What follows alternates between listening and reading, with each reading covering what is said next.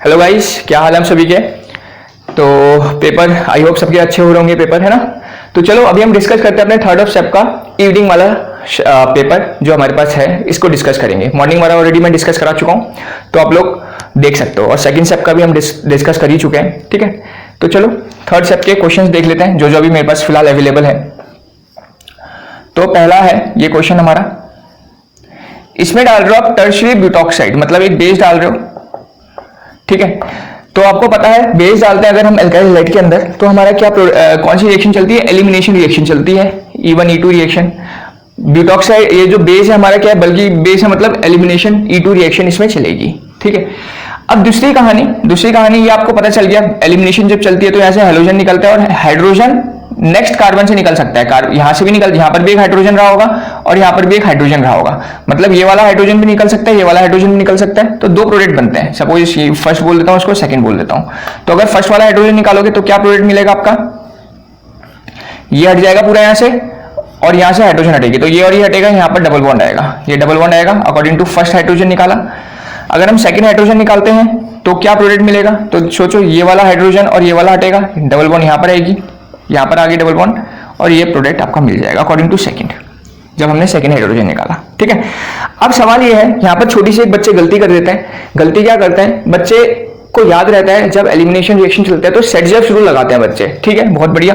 तो जब तुम सेट-जेव्स रूल लगाते हो, सेट-जेव्स रूल के अकॉर्डिंग, सेट-जेव्स रूल बोलते हैं more substituted alkene is major. तो यहां पर देखो एल्कीन ज्यादा सब्स्टिट्यूटेड है पर यहां पर कम सब्स्टिट्यूटेड एल्कीन है, समझ रहे हो। तो इसके अकॉर्डिंग बच्चा इसको मेजर बोलेगा और आंसर लिख देगा, और वो हो जाएगा गलत। गलत क्यों होगा, ध्यान से सुन दो, क्योंकि बेस अगर छोटा बेस हो, जैसे एल्कोहलिक KOH हो, एल्कोहलिक NaOH हो, समझो ध्यान से देखना, अगर छोटा बेस हो तब हमारा सेट-जेव्स रूल के अकॉर्डिंग प्रोडक्ट होता है। पर अगर बेस बड़ा हो जाए, देखो टर्शियरी ब्यूटॉक्साइड एक बहुत बड़ा बेस है, बल्कि बेस है, मतलब ये स्ट्रक्चर होता है इसका। ओके ठीक है, पोटेशियम टर्शियरी ब्यूटॉक्साइड है, इसका स्ट्रक्चर होगा, तो एक बल्कि बेस है, और बल्कि बेस अगर होगा रिएक्शन के अंदर तो इसके अकॉर्डिंग सेट-जेव्स प्रोडक्ट नहीं मिलता, इसके अकॉर्डिंग हॉफमैन्स प्रोडक्ट मिलता है। और हॉफमैन्स प्रोडक्ट मतलब अपोजिट टू सेट-जेव्स, मतलब लेस सब्स्टिट्यूटेड एल्कीन, ये हमारा होता है हॉफमैन्स प्रोडक्ट। तो मतलब this is the answer. Clear आ गई बात, समझ आ गई। अगर हमारा छोटा बेस है तब तो सेट-जेव्स प्रोडक्ट मिलता है, मतलब मोर सब्स्टिट्यूटेड एल्कीन मिलती है, पर अगर जो बेस है वो क्या है, बल्कि बेस है, तब हमारा हॉफमैन्स प्रोडक्ट मिलता है, मतलब लेस सब्स्टिट्यूटेड एल्कीन मिलती है। ठीक है, सेट-जेव्स में मोर सब्स्टिट्यूटेड एल्कीन और हॉफमैन में लेस सब्स्टिट्यूटेड एल्कीन। क्लियर हो गया, तो बस इसलिए हमारा आंसर ये होगा, ये नहीं होगा। ठीक है, तो इस चीज का छोटा सा इस क्वेश्चन में ध्यान रखना था, बाकी तो क्वेश्चन सिंपल था। ठीक है, तो ये हो गया, तो हमारा ये आंसर हो जाएगा। क्लियर हो गया, क्योंकि बेस बल्कि है। ठीक है, यहां लिख भी सकते हो ये सेट-जेव्स का प्रोडक्ट है, और ये कौन सा प्रोडक्ट होता है, हॉफमैन्स का प्रोडक्ट होता है। चलो नेक्स्ट क्वेश्चन,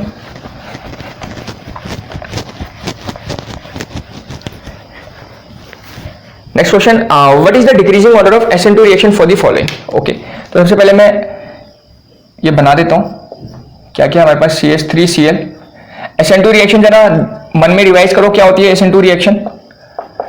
SN2 रिएक्शन एक बार आप लोग मन में रिवाइज करोगे तो आपको समझ आएगा। तब तक मैं प्रोडक्ट बना रहा हूं, मतलब जो हमारे पास ऑप्शंस ये बने यहां बना देते हैं, CH3Cl NO2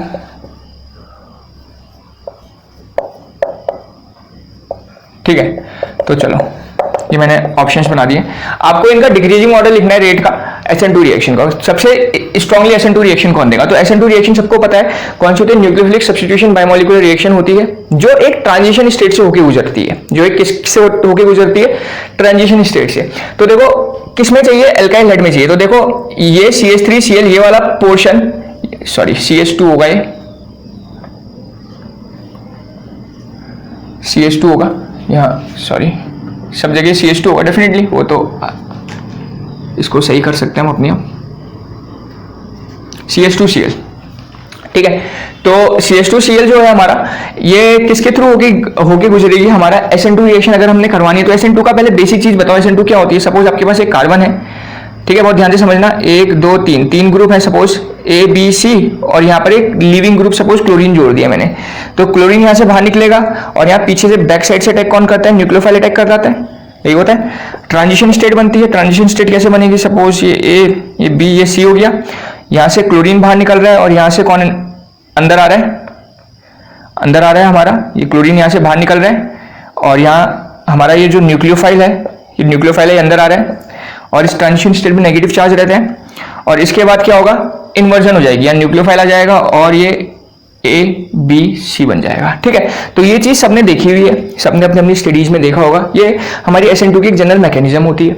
ठीक है, तो इसमें ये ध्यान ये रखना है, इसमें क्या मेन चीज है, मेन चीज ये है इसकी ट्रांजिशन स्टेट चेक करो। तो ट्रांजिशन स्टेट में देखो क्या चार्ज आता है, नेगेटिव चार्ज आता है। ठीक है, तो SN2 जब रिएक्शन करवाते हैं तो ट्रांजिशन स्टेट में नेगेटिव चार्ज आता है, जिसके कारण से क्या होगा। ठीक है, अभी मैं केवल अब इसी टॉपिक में बात करूंगा कि ट्रांजिशन स्टेट जो हो रही है उसमें क्या चार्ज आ रहा है, नेगेटिव चार्ज आ रहा है। ठीक है, अब जरा ध्यान से समझो, तो ट्रांजिशन स्टेट के अंदर नेगेटिव चार्ज आ रहा है तो मतलब क्या होगा, देखो दो हाइड्रोजन दो हाइड्रोजन दो हाइड्रोजन दो हाइड्रोजन सब में सेम है, यहां से क्लोरीन बाहर निकलना है, हर एक से क्लोरीन को बाहर निकलना है, तो दो ग्रुप तो सब में सेम है, हाइड्रोजन हाइड्रोजन। जो तीसरा वाला ग्रुप है वो डिफरेंट है, तीसरा वाला ग्रुप क्या है, सब में डिफरेंट है। ठीक है, अब ट्रांजिशन स्टेट जो है हमारी उसमें नेगेटिव चार्ज आया। ठीक है, तो नेगेटिव चार्ज को न्यूट्रलाइज करने के लिए कौन से ग्रुप चाहिए होंगे, तो इलेक्ट्रॉन विड्रॉइंग ग्रुप चाहिए होंगे, समझ लो, ताकि उस नेगेटिव को क्या बनाए, उससे इलेक्ट्रॉन खींचे और उस पर पॉजिटिव चार्ज जनरेट करे, तभी तो स्टेबलाइज होगा ना। अगर सोचो और इलेक्ट्रॉन दोगे तो स्टेबलाइज कैसे होगा, समझ लो, नेगेटिव चार्ज आया था तो उसको स्टेबलाइज करने के लिए आपको उसमें क्या करना है, पॉजिटिव चार्ज देना है। और पॉजिटिव चार्ज कब जनरेट होगा, जब उससे इलेक्ट्रॉन विड्रॉइंग ग्रुप जुड़े हो, मतलब उससे इलेक्ट्रॉन खींचने वाले ग्रुप जुड़े हो, तब तो उसमें नेगेटिव है, इलेक्ट्रॉन खींचे हुए तो उसमें पॉजिटिव आने लग जाएगा। आए बात समझ में। तो क्या करता है, जो इलेक्ट्रॉन विड्रॉइंग ग्रुप होते हैं वो क्या करता है, इंक्रीज करते हैं उसकी स्टेबिलिटी को, किसकी स्टेबिलिटी को, जो हमारा इंटरमीडिएट होता है, increase the stability of intermediate की स्टेबिलिटी को क्या करते हैं, इंक्रीज करते हैं इलेक्ट्रॉन विड्रॉइंग ग्रुप। किस केस में, SN2 के केस में। इतनी बात समझ आ गई सबको, क्योंकि नेगेटिव चार्ज था तो अब उसको स्टेबल करना है, मतलब उसको न्यूट्रल बनाना है, तो न्यूट्रल बनाने के लिए क्या करना पड़ेगा, उसको पॉजिटिव चार्ज देना पड़ेगा। और पॉजिटिव चार्ज कैसे दोगे, इसको जब यहां से इलेक्ट्रॉन विड्रॉइंग ग्रुप इससे निकले, मतलब खींचने, इससे इलेक्ट्रॉन खींचोगे तो इससे जैसे जैसे इलेक्ट्रॉन खींचोगे तो नेगेटिव चार्ज क्या होने लग जाएगा, पॉजिटिव की तरफ बढ़ेगा, समझ लो, नेगेटिव चार्ज पॉजिटिव की तरफ बढ़ेगा, फिर स्टेबल होगा। आई बात समझ, न्यूट्रल की तरफ बढ़ेगा, मतलब नेगेटिव चार्ज पॉजिटिव होता रहेगा फिर न्यूट्रल हो जाएगा जब उसको काउंटर बैलेंस हो जाएगा पूरा। क्लियर होगी बात। तो बस यही लॉजिक यहां पर लगाना है। तो देखो ये वाले, इस वाले ग्रुप में जो एक्स्ट्रा ग्रुप है, क्योंकि दो हाइड्रोजन तो सभी में सेम है, जो थर्ड वाला ये वाला बड़ा वाला ग्रुप है इसमें देखो NO2 NO2 जुड़ा है, तो ये -I ग्रुप है, बहुत बढ़िया। और ये हमारे जानते हैं ऑर्थो पैरा डायरेक्टिंग है और ये पैरा डायरेक्टिंग है, तो पैरा के कारण ये क्या शो करेगा, -M शो करेगा। ये मैं ऑलरेडी मॉर्निंग शिफ्ट के अंदर भी समझाया था मैंने, -I -M कैसे पहचानना है आप लोग को। ये मेटा में तो ये भी -I शो करेगा और ये वाला भी क्या शो करेगा, -I शो करेगा। ये दोनों के दोनों क्या करेंगे, आपके -I शो करेंगे। और इसमें तो कुछ भी नहीं है, तो मतलब ये समझ आ गया, जो फोर्थ वाला ऑप्शन है ये इन सबके कंपैरिजन में क्या होगा, सबसे लेस रिएक्टिव होगा, समझ लो, क्योंकि इसके जो यहाँ पर माइनस चार्ज जनरेट होगा ट्रांजिशन स्टेट के अंदर, उसको स्टेबलाइज करने के लिए यहाँ पर कोई भी -I ग्रुप या फिर -M ग्रुप नहीं जुड़ा है। ठीक है, तो एकदम पता चल गया। फोर्थ तो क्या होगा, सबसे कम स्टेबल होगा, तो सबसे पहले हमने फोर्थ लिख दिया लास्ट में। ऑर्डर बताना है, डिक्रीजिंग ऑर्डर, समझ आ रही बात। इन सब में क्या है, -I ग्रुप, जिसके कारण से जो यहाँ पर चार्ज माइनस चार्ज जनरेट हो रहा है ट्रांजिशन स्टेट में, उसको क्या हो रहा है, स्टेबलाइज हो रहा है। ठीक है, अब सवाल है इनमें से सबसे ज्यादा स्टेबल कौन होगा। तो देखो हम ये बहुत बार हमने बात करी है, -I और -M जब साथ में आता है तो डोमिनेटिंग कौन सा होता है, -M होता है। तो इनमें कहीं -M दिख रहा है, यहाँ -M दिख रहा है, मतलब सबसे ज्यादा तो ये फर्स्ट वाला होगा, समझ लो, सबसे ज्यादा क्या होगा, फर्स्ट वाला, क्योंकि ये बहुत अच्छे से इसको स्टेबलाइज करेगा तो रिएक्शन बहुत जल्दी हो जाएगी। तो हमारा ये सबसे स्ट्रांगली हो गया, रेट इसका सबसे ज्यादा होगा। अब बात है इन दोनों में, सेकंड और थर्ड में, देखो सेकंड और थर्ड में प्रॉब्लम क्या है, दोनों में दो NO2 है, दोनों -I है, पर एक प्रॉपर्टी तुमने -I की सुनी होगी, इंडक्टिव इफेक्ट की एक प्रॉपर्टी सुनी है, it is the distance dependent effect, very important property. तो देखो इससे क्या है, ये I इफेक्ट क्या है, पास है, सुना है ना, inductive effect is distance dependent, ये हमने स्टार मार्कर के लिखवाया भी था आपको, इफेक्ट, ठीक है। इंडक्टिव इफेक्ट क्या होता है, डिस्टेंस डिपेंडेंट इफेक्ट होता है। तो देखो इसके जो जहां माइनस चार्ज जनरेट होगा उसके एकदम बगल में NO2 ग्रुप जुड़ा है ना, पर यहां पर क्या जुड़ा है, दूर, थोड़ा सा दूर पे जुड़ा है, तो मतलब डेफिनेटली ये वाला ज्यादा होगा। फर्स्ट के बाद हो गया 3, 3 के बाद हो गया आपका 2 और 2 के बाद हो गया 4, तो ये आपका ऑर्डर हो जाएगा रेट का, ठीक है। तो सबसे ज्यादा समझ लो ये वाला क्यों होगा, यहाँ डिस्टेंस डिपेंडेंट इफेक्ट सर क्यों नहीं लगाया, क्योंकि यहाँ पर ऑलरेडी मीजोमेरिक इफेक्ट लग रहा है, तो -IM इफेक्ट तो डेफिनेटली ज्यादा होता है इंडक्टिव इफेक्ट से, सबसे ज्यादा ये। फिर इन दोनों में NO2 है, पर यहाँ पर डिस्टेंस डिपेंडेंट इफेक्ट पास में है, तो इसलिए 3 फिर 2, और इसमें कोई भी, इस वाले ग्रुप में देखो कोई भी इलेक्ट्रॉन विड्रॉइंग ग्रुप नहीं जुड़ा है, मतलब इसको न्यूट्रलाइज नहीं कर रहा है, ट्रांजिशन स्टेट में जो है नेगेटिव चार्ज आएगा, इसलिए ये सबसे लीस्ट रेट होगा इसका। तो हमारा ये ऑर्डर हो जाएगा 1324, 1324, ठीक है। तो अच्छा क्वेश्चन था, थोड़ा सा लॉजिक लगाना है और पूरा कॉन्सेप्चुअल बेस्ड क्वेश्चन, ठीक है।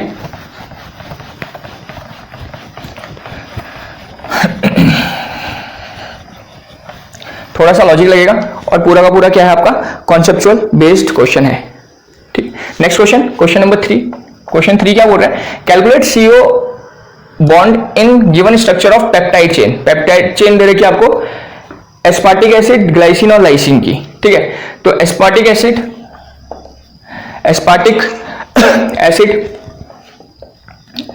एसिड का मतलब AsPGL का मतलब ग्लाइसिन और लाइसिन, ठीक है। तो एस्पार्टिक एसिड, ग्लाइसिन और लाइसिन दे रखे हैं आपको, इनके लिए क्या बताना है आपको, CO बॉन्ड बताना है इनकी पेप्टाइड चेन में। पेप्टाइड चेन बनानी आती है आप लोगों को, तो पेप्टाइड चेन बनाने से पहले आप लोगों को क्या पता होना चाहिए, इन सबका इंडिविजुअल स्ट्रक्चर पता होना चाहिए, ठीक है। तो अगर आपको स्ट्रक्चर पता है तो काम बहुत आसानी से हो जाएगा, अगर स्ट्रक्चर नहीं पता है तो थोड़ा दिक्कत होगी। तो चलो मैं स्ट्रक्चर बनाता हूं। सबसे पहले स्ट्रक्चर क्या होता है एस्पार्टिक एसिड का, NH2CH COH, थोड़ा यहां को बनाते हैं, और ये हो जाएगा CH2COH, ठीक है। ग्लाइसिन का तो आई थिंक सबको पता होगा, NH2CH2COH। ग्लाइसिन का तो सिंपल स्ट्रक्चर है, अमीनो एसिड है, तो एकदम सबको पता रहता है ग्लाइसिन का स्ट्रक्चर NH2CH2COH, ठीक है। लाइसिन का क्या होगा, तो लाइसिन का स्ट्रक्चर ऐसा रहा होगा, थोड़ा चलो इसको यहां और बनाते हैं ताकि आगे काम करने में थोड़ी हमें आसानी हो जाए। एस्पार्टिक एसिड का क्या है, NH2CH2COH, ग्लाइसिन का, ठीक है। अमीनो एसिड्स में NH2 और COH होता है, NH2COH, ठीक है। ये हो गया हमारा ग्लाइसिन का स्ट्रक्चर। और हमारा लाइसिन का स्ट्रक्चर क्या होगा, लाइसिन के स्ट्रक्चर में क्या आता है, NH2 रहता है, मतलब NH2 वो तो रहेगा ही रहेगा, CH, यहाँ क्या रहेगा COOH, ठीक है। दिख रहा है सभी को, NH2CH और यहाँ रहता है COOH, इधर CH2 4 बार होता है, 1 2 3 4, ठीक है। तो 4 बार के लिए मैं डायरेक्टली 4 लिख देता हूँ, CH2 और लास्ट में रहता है NH2। ये स्ट्रक्चर होता है आपका लाइसिन का, ठीक है। तो सबसे पहले हमें लाइसिन के स्ट्रक्चर और ग्लाइसिन का स्ट्रक्चर और एस्पार्टिक एसिड का स्ट्रक्चर पता होगा तो काम आसानी से हो जाएगा। अब दूसरी चीज, पेप्टाइड चेन कैसे बनाते हैं, तो ये भी मैंने तुम्हें सिखाया था। पेप्टाइड चेन बनाने के लिए क्या करते हैं, पानी निकाल दो, H2O निकाल दो, तो इसका COH और इसके NH2 से यहां से OH निकालो, यहां से OH और यहां से H, तो वाटर का मॉलिक्यूल निकाल दो, तो यहां से OH निकाल दिया, यहां से H निकाल दिया, सिमिलरली यहां से OH और यहां से H निकाल दिया, ठीक है। इस तरीके से हम पेप्टाइड लिंकेज बनाते हैं, OH और H निकाल के, मतलब टोटल वाटर का मॉलिक्यूल निकालना है। तो बताओ क्या बनेगा, NH2CH CH2COH है, और ये क्या हो जाएगा, CO है, मतलब ये CO हो जाएगा, क्योंकि यही तो होता है ना COOH, तो OH तो हट गया, और ये डायरेक्टली इससे कनेक्ट हो जाएगा। यहाँ क्या बच गया, NH2 था तो एक H निकल गया, NHCH2। अब देखो फिर यहाँ C डबल बॉन्ड O रह गया, OH यहाँ से निकल गया, यहाँ से H निकल गया, तो हम फिर से N से कनेक्ट हो जाएगा, NH बचेगा, CH COH, और ये क्या हो जाएगा CH2 होल 4, और ये क्या हो जाएगा NH2। तो ये आपका आ गया पेप्टाइड लिंकेज जो हमसे बोले गई है एस्पार्टिक एसिड, ग्लाइसिन और लाइसिन की, ठीक है। तो हमारी लिंकेज आ गई। अब आपको बोला गया इसमें टोटल कितने CO बॉन्ड होंगे, तो CO बॉन्ड काउंट कर लो, कितने बॉन्ड है भाई CO, तो देखो दिख रहे होंगे आपको 1 2, ठीक है। गलती से 2 मत लिखना, भी 2 और भी दिख रहे हैं। देखो COH है, COOH को भी तुम ऐसा बना सकते हो ना, COH को क्या बना सकते हो, COOH बना सकते हो, और एक COH यहाँ पर भी है, तो इसको भी आप ऐसा बना सकते हो COOH, ऐसा बना सकते हो। तो देखो दो, ये तीसरा हो गया और एक ये क्या हो गया, चौथा हो गया। तो टोटल आपके कितने हैं इसमें, 4। तो हमारा आंसर आ जाएगा 4। तो ये डेफिनेटली इंटीजर टाइप का रहा होगा, जिसमें आपको टोटल बॉन्ड्स लिख के बताने होंगे कि कितने CO बॉन्ड इसमें प्रेजेंट है। तो हमारे 1 2 3 4 पता चल गए। ठीक है, बस अगर आपको फॉर्मूला पता है तब बहुत इजीली क्वेश्चन होगा, पर अगर फॉर्मूला ही नहीं पता है तो क्वेश्चन करना थोड़ा डिफिकल्ट हो जाएगा। ठीक है,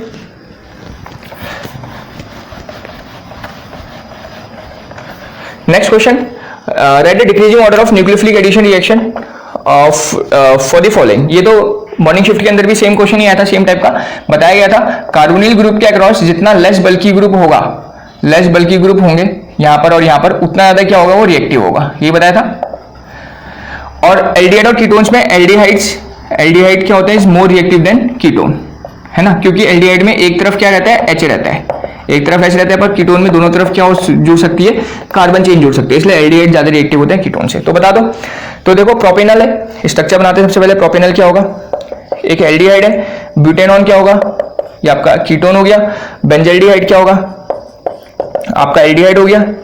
और लास्ट प्रोपेनॉन क्या हो गया, आपका कीटोन हो गया। तो डेफिनेटली एल्डिहाइड सबसे ज्यादा होते हैं। तो एल्डिहाइड में देखो ये दोनों एल्डिहाइड है, इसको सपोज 1 बोल दो, इसको 2 बोलो, इसको 3 बोलो और इसको क्या बोल दो, 4 बोल दो। ठीक है, तो देखो 1 और 3 हमारे डेफिनेटली 2 और 4 से ज्यादा होंगे, क्योंकि ये दोनों कीटोन है और ये दोनों क्या है, हमारे एल्डिहाइड है। तो और 1 और 3 में लेस बल्कि यहां दिख रहा है तो सबसे ज्यादा 1 होगा, फिर हमारा बेंजल्डिहाइड होगा 3, और इन दोनों में तो देखो लेस बल्कि ये दिख रहा है 4, और इसके दोनों तरफ ग्रुप है। ग्रुप तो इसके भी हैं, पर यहाँ पर दोनों तरफ मिथाइल है, पर यहाँ पर एक मिथाइल और एक इथाइल है, मतलब डेफिनेटली ज्यादा बल्कि है। तो ये हमारा ऑर्डर हो जाएगा 1 3 4 2, मतलब सबसे पहला होगा प्रोपेनॉल, फिर होगा बेंजल्डिहाइड, फिर होगा प्रोपेनॉन और फिर होगा आपका ब्यूटेनॉन। ठीक है, तो एकदम सिंपल सा क्वेश्चन है, इसी कॉन्सेप्ट पे बेस्ड है। मॉर्निंग शिफ्ट के अंदर भी पूछा गया था। न्यूक्लियोफिलिक एडिशन रिएक्शन का ऑर्डर ये बताता है हमको काफी बार, जितना लेस बल्कि ग्रुप होता है ज्यादा क्या होगा, वो रिएक्टिव होता है, और aldehydes are more reactive than ketone. ठीक है, क्वेश्चन नंबर 6 क्या है, मैच द फॉलोइंग है। यहाँ जगह नहीं थी इसलिए मैंने लिखा नहीं पूरा, पर आपको समझ आ ही रहा होगा। मैच द फॉलोइंग है, यहाँ पर 4 ऑप्शन दे रखे हैं, यहाँ पर 5 ऑप्शन दे रखे हैं। ठीक है, जगह नहीं थी तो मैंने यहाँ 5th ऑप्शन यहाँ लिख दिया। तो डायरेक्ट ड्रग्स पे बेस्ड क्वेश्चन है। ठीक है, और डायरेक्टली ज्यादा कुछ है नहीं, डायरेक्टली आपको अगर याद है तो क्वेश्चन बन जाएगा, अगर याद नहीं है तो फिर क्वेश्चन नहीं बन पाएगा, है ना, क्योंकि डायरेक्ट कोई कॉन्सेप्ट है नहीं, डायरेक्ट आपको याद रखना है इस क्वेश्चन को। तो याद कैसे रखना, याद रखना था, तो डायरेक्टली आंसर मैं लिख देता हूं यहाँ पर, क्लोरम फेनिकॉल क्या होता है, एंटीबायोटिक्स। क्लोरम फेनिकॉल्स क्या होते हैं, आपके एंटीबायोटिक्स होते हैं। क्लोरम फेनिकॉल जो ए है, ये क्या होता है, हमारे एंटीबायोटिक्स। 3 से मैच करेगा। एंटीबायोटिक्स का मतलब जो बैक्टीरियल इन्फेक्शन में काम आते हैं, बैक्टीरियल इन्फेक्शन के लिए जो दिया जाता है उसको हम बोलते हैं एंटीबायोटिक्स, और एक दवाई है उसके अंदर क्लोरम फेनिकॉल। ठीक है, नेक्स्ट है रेनिटाइडिन क्या होते हैं हमारे, तो रेनिटाइडिन होते हैं हमारे एंटीहिस्टामिन्स कहाँ यूज करते हैं, जो एलर्जी रहती है छोटी सी, जैसे स्नीज होती है। ठीक है, तो छोटी मोटी जो एलर्जीज होते हैं वहां हम एंटीहिस्टामिन्स का यूज करते हैं। तो रेनिटाइडिन क्या है हमारा, एंटीहिस्टामिन है। नेक्स्ट है फिनेलजाइन्स क्या होते हैं हमारे, तो ये भी पता होना चाहिए वैसे आपको। तो एंटी डिप्रेसेंट्स होते हैं, सी का हो जाएगा 5th। Phenelzine is anti depression drugs, जो मतलब डिप्रेशन से बाहर निकालते हैं लोगों को, बाहर तो नहीं निकालते, मतलब लोगों को अच्छा फील करवाते हैं। ड्रग्स ऐसा होता है जो लोगों को थोड़ा हैप्पी अच्छा स्वस्थ जैसा फील करवाते हैं, उनको हम एंटी डिप्रेसेंट बोलते हैं। फिनेलजीन उसका एक एग्जांपल है। और मॉर्फिन तो एकदम कॉमन है, मॉर्फिन तो आई थिंक सबको पता है, एनाल्जेसिक्स होता है, एनाल्जेसिक्स। यस, मॉर्फिन का डी का हो गया 4। मॉर्फिन क्या होता है, एनाल्जेसिक्स कौन से ड्रग्स होते हैं, जो पेन रिलीफ में काम करते हैं, मतलब जैसे किसी को पेन वगैरह है तो उस पेन को रिलीफ कराने के लिए हम एनाल्जेसिक्स का यूज करते हैं, और मॉर्फिन उसका एक सिंपलेस्ट एग्जांपल है। ठीक है, तो ये हमारे इसके आंसर होंगे, तो अपने आप मैच कर लेना जो भी ऑप्शन ऐसा दिखेगा आपको। ठीक है, तो ये हमारे हो गए 6 क्वेश्चन। तो थोड़े और क्वेश्चन है मेरे पास इस वाले शिफ्ट के, उसके बारे में बात कर लेते हैं। अच्छा, इसका एक क्वेश्चन 4th क्वेश्चन रह गया है, 4th क्वेश्चन भी डिस्कस कर लो जल्दी से। 4th क्वेश्चन क्या है, दो दे रखे हैं आपको, COH, सॉरी ये CHO है, और ये क्या दे रखा है, COH CHO और COH, ठीक है। ये A है, ये B है आपके पास। तो देखो ये सेम ही, दोनों सेम ही है, बस यहाँ पर ऑर्थो पोजीशन में है और यहाँ पर पैरा पोजीशन में है। तो ऑर्थो पोजीशन में होने के कारण यहाँ पर क्या हो सकती है, यहाँ पर इंट्रामोलिकुलर हाइड्रोजन बॉन्डिंग होगी, इंट्रामोलिकुलर होगी। और यहाँ पैरा पोजीशन में तो क्या होती है, इंटरमोलिकुलर होती है। इसके बारे में बात करी रखी हम लोगों ने, इंटरमोलिकुलर, ठीक है। अंतर समझ आ रहा है, यहाँ इंटरमोलिकुलर और इंट्रा है। इंट्रा मतलब खुद के मॉलिक्यूल में बॉन्डिंग करेगा, इंटर मतलब एक दूसरे मॉलिक्यूल के साथ भी क्या कर सकता है, ये हाइड्रोजन बॉन्डिंग बना सकता है। इतनी बात क्लियर होगी। तो अब ऑप्शन दे रहा है कि आपको B is less soluble than A, B is less soluble than A, तो डेफिनेटली गलत है, क्योंकि जो इंटरमोलिकुलर हाइड्रोजन बॉन्ड बनाते हैं वो क्या होते हैं, ज्यादा सोल्यूबल होते हैं, क्योंकि वो पानी के साथ भी रिएक्ट कर सकते हैं और भी कंपोनेंट के साथ क्या हो सकते हैं, सोल्यूबल होते हैं। पर इंटरमोलिकुलर पानी के साथ नहीं, खुद आपस में बॉन्डिंग बना दे रहा है, तो पानी के साथ उतने ज्यादा सोल्यूबल नहीं होते हैं, ठीक है। तो मतलब यहाँ बोल रहा है B is less soluble than A, मतलब ये क्या होगा, लेस सोल्यूबल होगा इससे, ये बोल रहा हूं ऑप्शन में। पर एक्चुअल में जो B है इज मोर सोल्यूबल देन ए, या फिर सिंपल शब्दों में समझो, जहां इंटरमोलिकुलर हाइड्रोजन बॉन्डिंग होगी वो क्या होते हैं, ज्यादा सोल्यूबल होते हैं देन इंट्रामोलिकुलर हाइड्रोजन बॉन्डिंग से, ठीक है। तो B तो नहीं हो सकता, मतलब सॉरी ए ऑप्शन तो नहीं हो सकता। सेकंड ऑप्शन है B has more boiling point than A, B का जो बॉइलिंग पॉइंट है इससे ज्यादा होगा, यस, क्योंकि इसके अंदर इंटरमोलिकुलर हाइड्रोजन बॉन्डिंग है और हमेशा जो इंटरमोलिकुलर हाइड्रोजन बॉन्डिंग बनाते हैं उनका जो बॉइलिंग पॉइंट होता है वो इंट्रामोलिकुलर के रिस्पेक्ट में क्या होता है, ज्यादा होता है, ठीक है। क्योंकि ये दूसरे मॉलिक्यूल के साथ अटैच कर, पानी के साथ मिल रहे हैं, फिर दूसरे मॉलिक्यूल के साथ अटैच करके एक बड़ी चेन बना दे रहे हैं। पर यहां पर क्या है, ये आपस में ही बॉन्डिंग बना रहे हैं, इतना ही इनका बॉइलिंग पॉइंट रहेगा। पर इसके रिस्पेक्ट में क्या कर रहा है, दूसरे मॉलिक्यूल से भी क्या हो रहा है, अटैच हो रहा है, एक बड़ा कंपाउंड बना दे रहा है। तो बॉइलिंग पॉइंट डेफिनेटली B का ज्यादा होगा A से, या फिर इंटरमोलिकुलर जहां हाइड्रोजन बॉन्डिंग होते हैं उनका बॉइलिंग पॉइंट इंट्रामोलिकुलर से ज्यादा होता है, तो मतलब ये सही है। और थर्ड ऑप्शन बोल रहा है B is more crystalline than A, ये ज्यादा क्रिस्टलाइन है, ये भी सही है, क्योंकि ये एकदम देखो इसका जो स्ट्रक्चर है एकदम सिमेट्रिकल स्ट्रक्चर है। तो सिमेट्रिकल स्ट्रक्चर होने के कारण जो इसके जो सॉलिड स्टेट के अंदर हमने समझी हुई चीजें, जहां पर भी सिमेट्रिक आ जाती है, जहां पर भी क्या आ जाती है, सिमेट्री टाइप की आ जाती है, ठीक है, वहां पर क्या होता है, पैकिंग क्या होती है, अच्छी होने लग जाती है, एकदम बढ़िया क्लोज पैकिंग होने लग जाती है, और जिसकी वजह से वो स्ट्रक्चर क्या हो जाता है, कॉम्पैक्ट हो जाता है। कॉम्पैक्ट होने के कारण क्या होता है, वो क्रिस्टलाइन होता है, ठीक है। पर इस वाले में देखो कोई सिमेट्रिकल नहीं है, ये सिमेट्रिकल नहीं है, तो इसकी पैकिंग उतनी ज्यादा एफिशिएंट नहीं होगी और ये उतना ज्यादा क्लोजली पैक नहीं होगा, जिसकी वजह से it is not an crystalline form. तो because of symmetry this is a crystalline form, yes. तो B is more crystalline than A, तो हमारा B भी सही है, C भी सही है। तो ऐसा कोई ऑप्शन आपको दिखेगा तो आप लोग टिक कर सकते हो, ठीक है। तो ये हो गया हमारे क्वेश्चंस। तो थोड़े और क्वेश्चंस के बारे में बात कर लेते हैं, ओके। तो थोड़े और क्वेश्चंस मैंने यहाँ लिख दिए हैं, ठीक है, जितने मेरे पास शिफ्ट के अवेलेबल क्वेश्चंस है। तो चलो क्वेश्चन नंबर 7 करते हैं। क्या बोल रहा है, mixture of 1 mole of each O2 H2 and helium is taken in container. एक कंटेनर है, उसके अंदर H2 ले लिया, O2 ले लिया एंड हीलियम ले लिया, सबका 1-1 मोल है। In which the partial pressure of H2 का पार्शियल प्रेशर गिवन है आपको 2 atm। आपको टोटल प्रेशर बताना है, टोटल प्रेशर, ठीक है। तो ठीक है, ठीक क्वेश्चन है, पर यहाँ पर एक हिंट, अगर आपने हिंट पकड़ ली तो क्वेश्चन एकदम 1 सेकंड के अंदर हो जाएगा। हिंट क्या दे दी, यहाँ पर 1 मोल दे दिया, इसका भी 1, इसका भी 1, इसका भी 1। तो अगर मोल सेम होता है, PV = nRT, पता है ना, तो RT तो सेम ही रहेगा, गैस कांस्टेंट, टेम्परेचर और प्रेशर, वॉल्यूम भी सेम ही रहेगा, क्योंकि जो वॉल्यूम रहेगा गैस का वो सेम ही रहेगा। तो अगर मोल सेम है, अगर मोल क्या होता है, सेम होता है सबका, तो जो प्रेशर होता है, क्योंकि RT और V तो सेम ही रहे, तो अगर मोल सेम है सबका, तो जो प्रेशर है, पार्शियल प्रेशर रहा होगा सबका, वो भी क्या रहा होगा, सेम ही रहा होगा। तो इस केस में तुम डायरेक्टली कर सकते हो, टोटल प्रेशर कितना होगा, सपोज इसका 1 मान लेते हैं, H2 का 2 मान लेते हैं, हीलियम का क्या मान लेते हैं, 3 मान लेते हैं। दोनों, अगर H2 का 2 है, 2 atm क्वेश्चन के अंदर गिवन है ना, तो इसका भी 2 और इसका भी 2 ही रहा होगा, मतलब कितना आगे डायरेक्टली 6 atm आ जाएगा, ठीक है। मोल्स अगर सेम रहता है तो पार्शियल प्रेशर भी सेम रहते हैं, व्हाई, बिकॉज RT और V तो कांस्टेंट ही है। तो एकदम सिंपल सा क्वेश्चन था स्टेट्स ऑफ मैटर का। नेक्स्ट क्वेश्चन, क्वेश्चन नंबर 8 बोलता है, magnet and paramagnets ion are given incorrect statement. Okay, तो यहां पर आपको 2 magnet and paramagnet ion question में स्ट्रक्चर्स गिवन होंगे। स्ट्रक्चर तो नहीं, केवल यही गिवन होगा और कुछ स्टेटमेंट गिवन होंगे। यहाँ पर अभी सारे स्टेटमेंट मैं रिट्रीव नहीं कर पाया हूँ कि क्या क्या स्टेटमेंट होंगे, इसलिए मैंने डायरेक्टली लिख दिया। मैं कुछ इन्फॉर्मेशन दे देता हूँ आपको मैग्नेट एंड परमैग्नेट आयन की, जो जनरली क्वेश्चन में पूछी जाती है, एग्जाम में पूछी जाती है, उसके बेसिस में आप अपने स्टेटमेंट चेक कर लेना। ठीक है, यहाँ पर मेरे पास सारे स्टेटमेंट नहीं मुझे मिल पाए हैं अभी तक, तो मैं स्ट्रक्चर बनाता हूँ और आपको कुछ स्टेटमेंट्स बताता हूँ कि क्या क्या हो सकते हैं, पॉसिबिलिटी क्या क्या है, उसके अकॉर्डिंग आप लोग अपने आंसर्स चेक कर सकते हो। ठीक है, चलो देख लेते हैं। सबसे पहले मैग्नेट आयन क्या होता है, MnO4 sorry 2 minus, this is manganate ion. And paramagnet ion क्या होता है, MnO4 माइनस, ये आपका होता है परमैग्नेट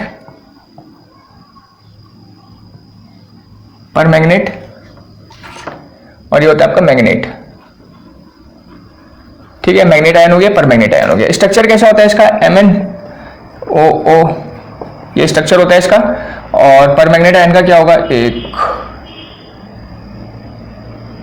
2, ये परमैग्नेट आयन का होता है। ठीक है, 1 2 3 4 5 6 7 +7 होगा यहाँ पर, और यहाँ पर 1 2 3 4 5 6 +6 होगा। ठीक है, तो यहाँ पर ऑक्सीडेशन स्टेट एक में +6 हो गई, एक में क्या हो गई, +7 हो गई। सबसे पहली चीज तो ये पूछा जा सकता है कि भाई ऑक्सीडेशन स्टेट बताओ।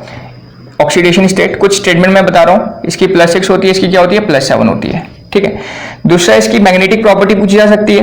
मतलब ये ऑप्शंस तुम्हारे पास गिवन होंगे, वो तुम देख लेना अपने आप, क्योंकि मैं पहले भी बोल चुका हूँ, अभी ऑफिशियल वेबसाइट में क्वेश्चंस नहीं है, तो सारे मुझे एक्यूरेट क्वेश्चंस और उनके ऑप्शंस नहीं पता हैं।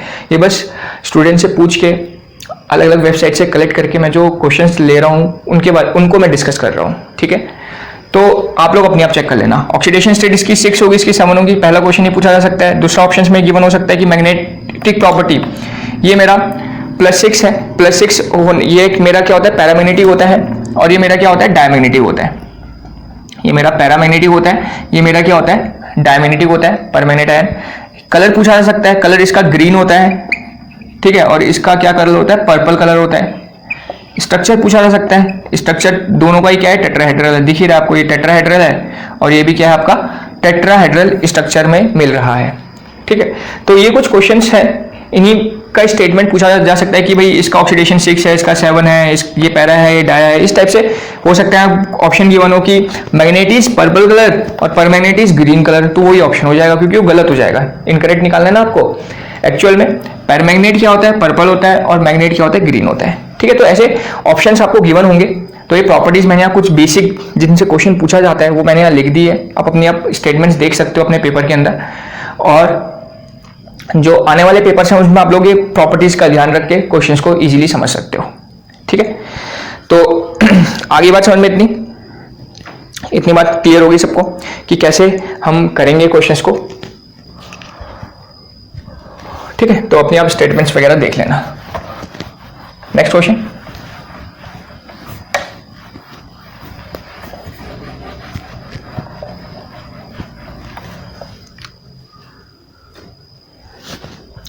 Question number 9। क्वेश्चन 9 क्या बोल रहा है, what is the concentration of and percentage weight by weight of 5.6 litre H2O2। Morning shift में भी सेम क्वेश्चन पूछा गया था, बस यहाँ पर एक एक्स्ट्रा चीज परसेंटेज W/W पूछ ली गई है। मॉर्निंग में आई थिंक केवल कॉन्सेंट्रेशन पूछी गई थी, है ना, केवल क्या पूछी गई थी, कॉन्सेंट्रेशन पूछी गई थी मॉर्निंग वाले शिफ्ट के अंदर। तो फॉर्मूला पता ही होगा आप लोग को। फॉर्मूला क्या होता है, जो वॉल्यूम होता है ऑफ H2O2 का, ये किसके बराबर होता है, मोलैरिटी इंटू 11.2, या फिर मोलैरिटी कितनी होती है, volume of H2O2 divide by 11.2, ये होता है। तो वॉल्यूम किसके बराबर होता है, H2O2 का मोलैरिटी इंटू 11.2। आपको मोलैरिटी कॉन्सेंट्रेशन पूछ रहा है, वॉल्यूम कितना गिवन है क्वेश्चन के अंदर, 5.6, ये तो करोगे 5.6 मोलैरिटी इंटू 11.2, तो मोलैरिटी कितनी आ जाएगी, 5.6 डिवाइड बाय 11.2। ठीक है, ये मोलैरिटी मतलब कॉन्सेंट्रेशन। इसको सॉल्व कर लोगे तो आपका आंसर आ जाएगा। मैंने इसको सॉल्व कर रखा है रफ में, वहीं से मैं देख लेता हूँ एक बार आंसर, या फिर इसको सॉल्व भी कर सकते हैं। कितना आएगा, पॉइंट से पॉइंट कट जाएगा, 56 2 जा मतलब 0.5। ठीक है, तो हो ही जाएगा डायरेक्टली। तो मोलैरिटी आ जाएगी आपकी 0.5। तो पहला आंसर आ गया। कॉन्सेंट्रेशन निकालनी है, कॉन्सेंट्रेशन इज 0.5। ठीक है, तो कॉन्सेंट्रेशन हमारी 0.5 आ गई। नेक्स्ट आपको परसेंटेज वेट बाय वेट निकालना है, तो इसके लिए रिलेशन होता है। रिलेशन क्या होता है, मोलैरिटी और उसके बीच में, between molarity and percentage W/W के बीच में रिलेशन क्या है? Molarity is equals to percentage W/W into 10 into density divide by molecular mass, ये आपका रिलेशन रहता है। तो बस ये निकालना है, इसको एक तरफ रखो, परसेंटेज W/W एक तरफ रख लिया, molarity into molecular mass divide by 10 into D. Molarity आपके पास निकल चुकी है 0.5, मॉलिक्यूलर मास क्या है हमारे पास? H2O2, तो H2O2 का मॉलिक्यूलर मास क्या होगा? 2 प्लस ऑक्सीजन का समझते हो तुम कितना होता है? 16, 2 का कितना हो जाएगा? 32, तो मतलब कितना आ जाएगा? 34, तो मॉलिक्यूलर मास आ जाएगा 34 डिवाइड बाय 10, डेंसिटी तो 1 होती है, ठीक है। इसको हम सॉल्व कर लेंगे, कितना आ जाएगा? इसको सॉल्व कर लो, कितना आ गया? पॉइंट हट जाएगा, मल्टीप्लाई करोगे 0 2 5 4 170 डिवाइड बाय 100, तो इतना आपका आ जाएगा, तो 1.7 आपका आंसर आ जाएगा, ठीक है। तो क्या आंसर आ गया आपका? 1.7, तो ये आपका परसेंटेज W/W हो जाएगा, ठीक है। तो परसेंटेज W/W क्या आ गया आपका? 1.7, डायरेक्टली हो जाएगा आपका, कोई बड़ा क्वेश्चन नहीं है, फॉर्मूला बेस्ड क्वेश्चन है। बस आपको रिलेशन अगर याद है तो क्वेश्चन बनेगा, अगर रिलेशन याद नहीं है तो फिर हो सकता है सेकंड वाले पार्ट में तुम फंस जाओ, ठीक है। हो सकता है सेकंड वाले पार्ट में आप लोग क्या हो जाओ? फंस जाओ। क्लियर हो गया?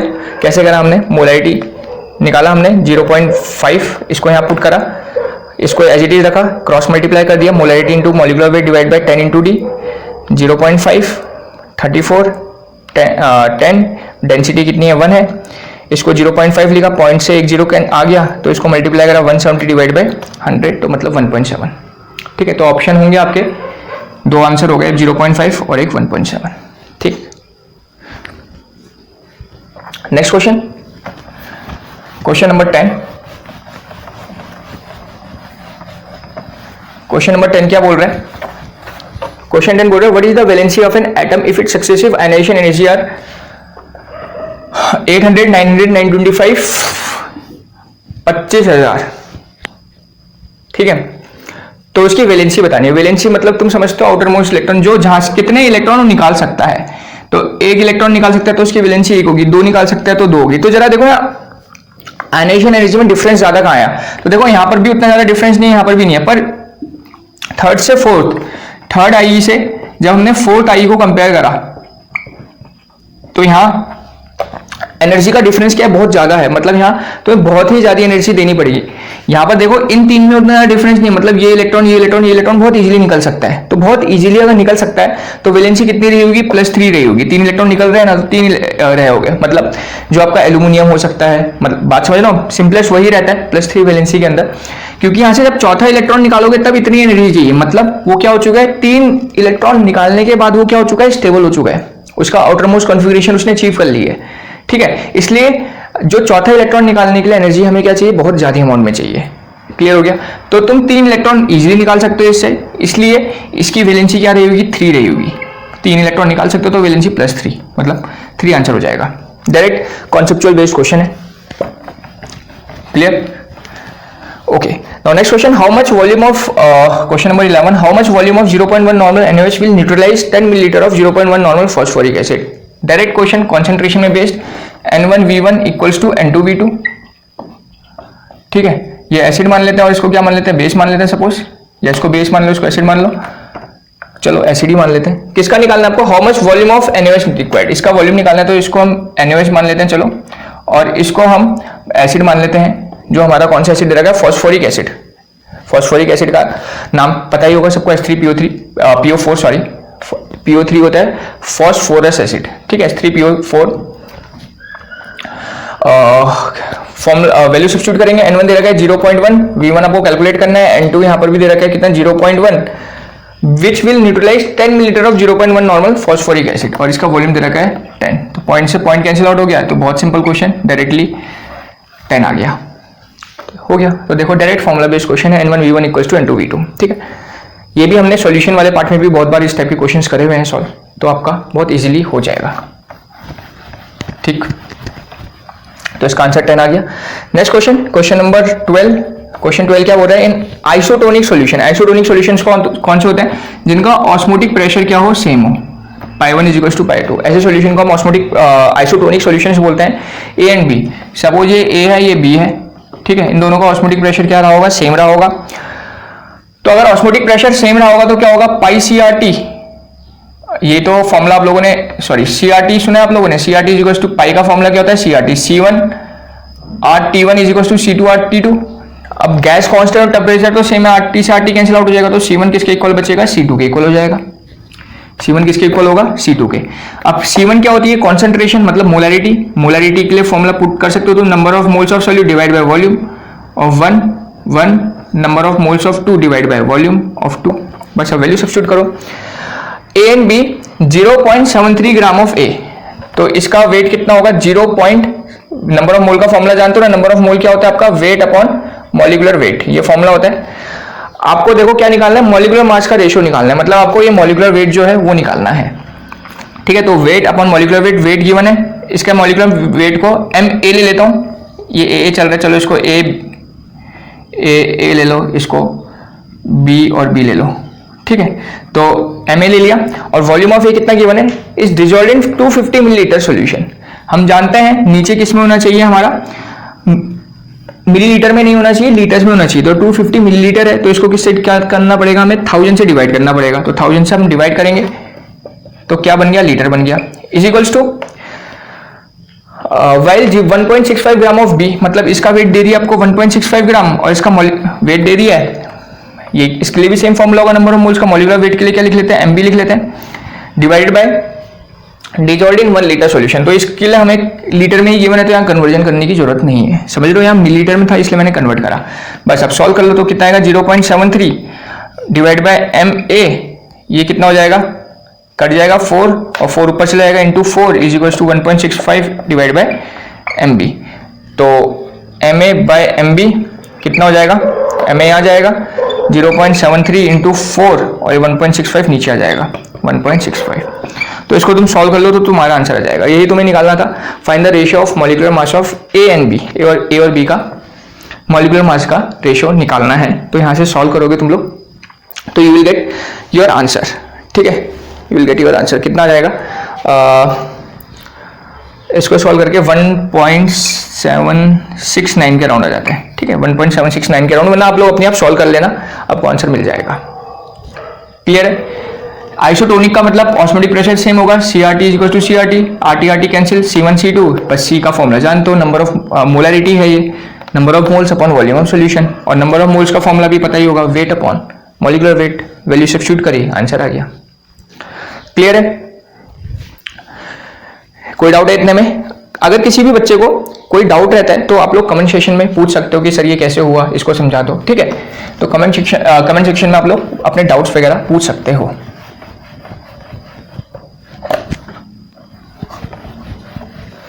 ओके, नाउ 12th हो गया आपका। क्वेश्चन नंबर 13, क्वेश्चन नंबर 13 क्या बोल रहा है, 6.02 × 10⁻22 मॉलिक्यूल ऑफ एक्स के मॉलिक्यूल्स दे दिए, has mass 10 gram, find molarity of solution. सीधा सीधा सा क्वेश्चन है, पर मोलैरिटी के लिए हमें क्या चाहिए होगा, मोलर मास चाहिए होगा, और मोलर मास के लिए ये और ये गिवन है, क्योंकि नंबर ऑफ मोल्स का फॉर्मूला आप लोग को पता है ना, नंबर ऑफ मोल्स का फॉर्मूला क्या होता है, number of molecule divide by Avogadro's number, और फॉर्मूला एक और होता है क्या, वेट अपॉन मॉलिक्यूलर वेट। तो जरा देखो नंबर ऑफ मॉलिक्यूल्स गिवन है आपको 6.02 10⁻22, Na क्या होता है 6.02, 3 लिख लो, 22 लिख लो, उससे कोई फर्क नहीं पड़ता। वेट कितना गिवन है 10 ग्राम, तो देखो यहाँ से मॉलिक्यूलर वेट आ जाएगा आपका, ठीक है, मॉलिक्यूलर वेट आपका आ जाएगा यहाँ से। तो इससे कैंसिल आउट हो गया, इससे ये कैंसिल आउट हो गया, 10 वहाँ चले गया, तो मॉलिक्यूलर वेट कितना आ गया बेटा 100 आ गया, 10 वहाँ आ गया, तो मॉलिक्यूलर वेट कितना आ गया 100 आ गया। मार्कर चेंज कर लेते हैं, मॉलिक्यूलर वेट 100 आ गया, ठीक है। नाउ आपको बतानी है find the molarity of the solution containing 5 gram x. तो मोलैरिटी का फॉर्मूला लगा देंगे, मोलैरिटी क्या होता है, number of moles of solution upon volume of solution in litre, number of moles क्या होता है, weight upon molecular weight divide by volume of solution in litre, ये फॉर्मूला रहता है। वेट क्वेश्चन में गिवन है, find the molarity of the solution containing 5 ग्राम, तो 5 और मॉलिक्यूलर वेट क्या होगा वो ऑलरेडी निकाल चुके हैं 100 divide by in 2 litre solution, volume litre में गिवन है 2 हो जाएगा, तो कितना आ जाएगा 5 डिवाइड बाय 100 इंटू 2, ये हो जाएगा आपका। तो कितना हो जाएगा 520, तो 1/40, ठीक है। तो कितना आ गया आपका, मोलरिटी आ गई आपकी 1/40। तो 1/40 का मतलब क्या होता है 0.025, ये हुआ ना। 1/4 का मतलब क्या होगा 0.025, ये होगा आपका 1/4। भाई 1/4 का मतलब 0.25, एक जीरो रहेगा तो 0.025 हो जाएगा। तो ये आपकी मोलरिटी आ जाएगी। इसको आपको लिखना है तो ऐसे भी लिख सकते हो, 0.025 है आपका, मतलब पॉइंट हटेगा तो 3 जीरो लगेंगे नीचे, समझ लो, 1 2 3। तो इसको तुम ऐसे भी लिख सकते हो 25 इंटू 10 की पावर -3। तो चाहे ये ऑप्शन हो चाहे ये ऑप्शन हो, तो आप दोनों लिख सकते हो। अगर इंटीजर टाइप का क्वेश्चन रहा होगा तो इंटीजर टाइप में क्या होता है, देखो ध्यान से, हमें 10 की पावर में वैल्यू नहीं लिखनी होती है, हमें जो ये आगे वाली वैल्यू है वो लिखनी होती है, ठीक है। तो हम अगर इंटीजर टाइप का क्वेश्चन रहा होगा तो 25 लिख देंगे, 2 वाले और 5 वाले में मार्क कर लेंगे। अगर ऑप्शन चेक करना है तो ऑप्शन ये भी हो सकता है, ये भी हो सकता है, ठीक है। इंटीजर वाले में ध्यान रखना, हमें 10 की पावर जो होती है उसको छोड़ के जो आगे की वैल्यूज होती है वो लिखनी होती है, ठीक है। तो ये हो गए आपके क्वेश्चंस हमारे इवनिंग वाले शिफ्ट के थर्ड स्टेप को, जो 3 सितंबर को जो क्वेश्चंस जो जेईई का पेपर आया उसके ऊपर, ठीक है। तो अभी फिलहाल मेरे पास इस शिफ्ट के इतने ही क्वेश्चन हैं, तो अभी तो इतने ही क्वेश्चन डिस्कस कर पाएंगे हम लोग। बाद में जब ऑफिशियल वेबसाइट में और क्वेश्चन हमारे अपलोड हो जाएंगे तब हम बाकी क्वेश्चंस की एक अलग से वीडियो बना लेंगे, ठीक है। मॉर्निंग शिफ्ट की और इवनिंग शिफ्ट की एक साथ वीडियो बना देंगे जितने क्वेश्चन बच गए हैं। तो चलो ठीक है, तो आप लोग प्रैक्टिस करो। तो अब हम मिलेंगे नेक्स्ट वीडियो में अपना 4 सितंबर की जो हमारा पेपर हुआ है आज उसके ऊपर डिस्कस करेंगे, ठीक है। 4 सितंबर को जो हमारा आज पेपर हुआ है उसके ऊपर डिस्कस करेंगे, ठीक है। तब तक बाकी बच्चों को बेस्ट ऑफ लक और अच्छे से तैयारी करो। Thank you.